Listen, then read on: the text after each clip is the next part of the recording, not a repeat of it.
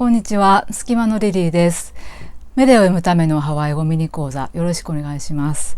今日はケカリネヤウを取り上げてみました。ハワイアンウェディングソングと呼ばれるメレですけれども、タイトルケカリネヤウにはウェディングっていう言葉は含まれてないんですね。カリは松です。アウは私、ケ動詞ネイで今ここで何かをしているっていう英語の現在進行形に近いような意味合いになります。なので私は今ここで待っていると、愛しい人が現れるのを待っている、人生最高の時が訪れるのを期待に胸を膨らませながら待っている、そんな歌ですけれども、この一番に出てくる2つの言葉を比較してその意味合いの微妙な違いをご説明してみたいと思います。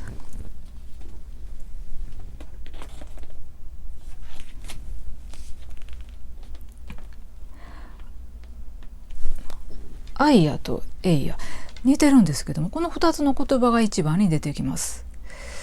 アイヤは何かがあるとかいるとかいうことを表す言葉です。エイヤの方も何かがあるとかいるとかいう意味合いであるところは同じなんですけれども、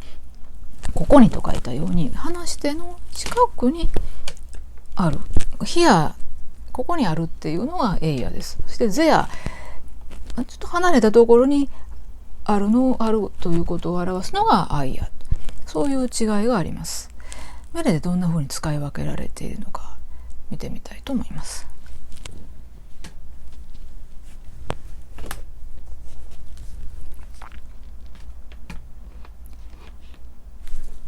1番の冒頭の歌詞なんですけれども、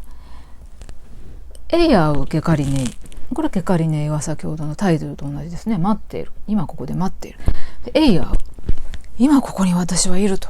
すごくこれ強い表現なんですよね。今ここに私はいると、いきなりそんな歌詞で始まってます。そしてアイヤラいい部屋、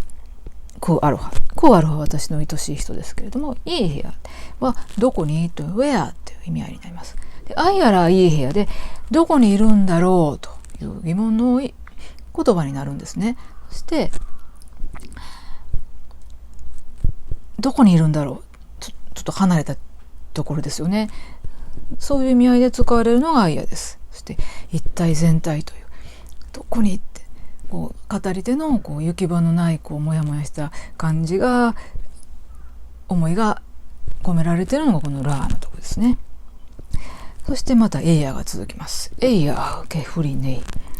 エイヤ、私は今ここであなたを探しながら待っているんです。フリは探すです。そんな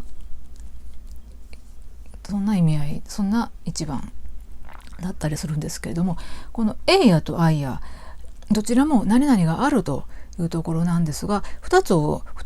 比較して覚えておくとそれぞれの微妙な違いが分かると思うんですよね。こんな風に近いんだけれども少し意味合いが違うっていう言葉をセットで覚えておく、理解するっていうのも、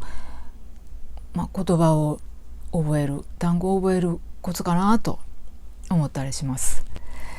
メレを読むためのハワイ語ミニ講座、終わります。